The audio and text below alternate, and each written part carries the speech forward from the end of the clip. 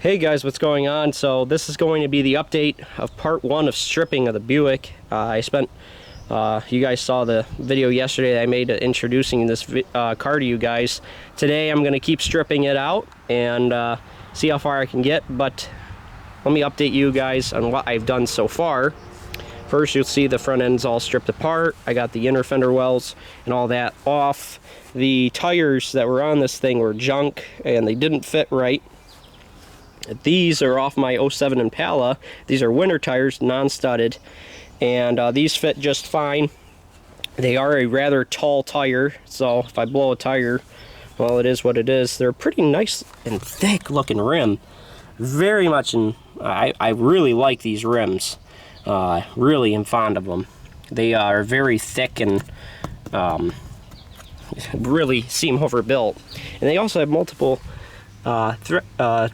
patterns here, these lug patterns, which is interesting as well.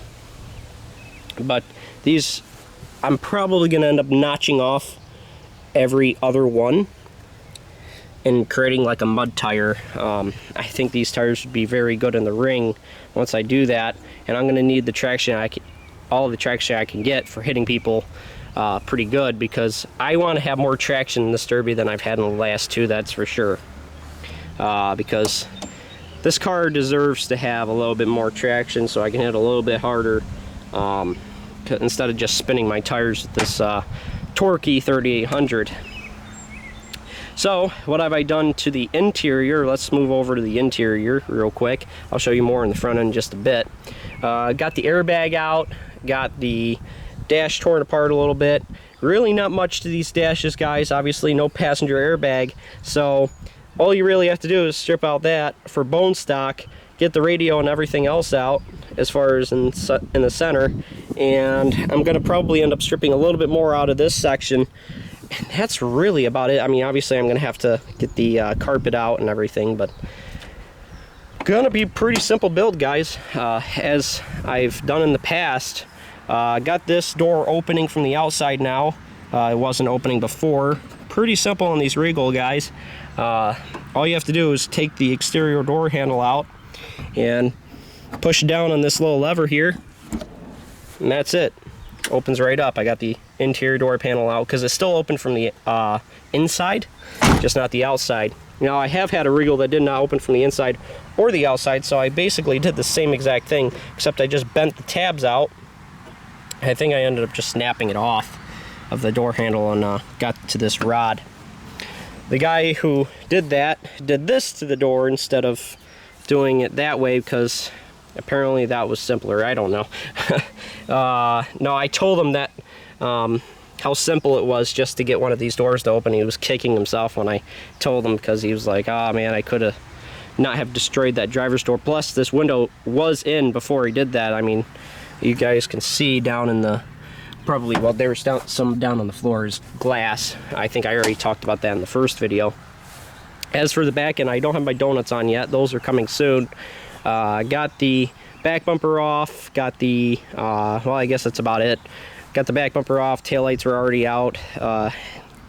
This back bumper is actually somewhat there. It's not exactly clean by any stretch of the imagination. I mean, it's gone, but it's still on the car. That's better than the last two. I'm pretty sure the last two, it really wasn't there at all. So that's better, but it's still pretty screwed up. So I don't know whether I'm going to keep this bumper. Probably not. It's already been pushed in, collapsed on this side, so not very confident in this bumper. And no, it did not do any damage to the frame when that was pushed in. And on top of that, I want to do this back end right, because this back end's still pretty tough, guys. I'm actually really wanting to use this back end as much as I can. I mean, that's the goal in bone stock front wheel drive, right? Try to use that back end before you use the front. That's exactly what I'm going to do once again with this car. So this is the only door that actually opened properly. And this door, I had to do the same thing as that other side, and but that's about it for the interior. I didn't do much else. I got two door panels off and some of the dash bar and the airbag out. That's about it. But today we're gonna focus on the interior stripping. This side I also did the same thing, got the tire on, got all the stuff out of the front. Also going to try to get the glass out as well, not the windshield or the back window, but I'm going to try to get all the rest of the door glass out as well as these corner windows. I actually bought a new tool to help me with that, so hopefully that works well. And I'll update you guys. Well, I'll shout out the product if it does.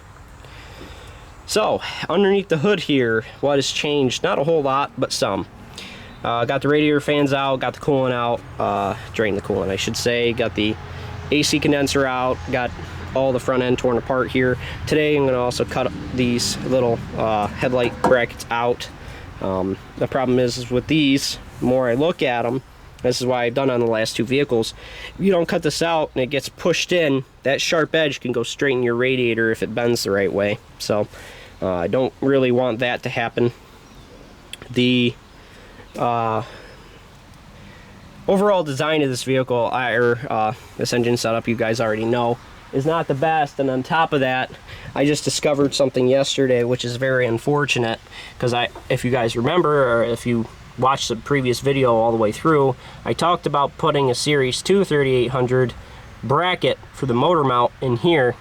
Unfortunately, and it's very unfortunate, the subframe's actually rotted out right where that motor mount is supposed to go. So what am I going to do? I'm going to have to work with this one. I'm going to have to work with the old one.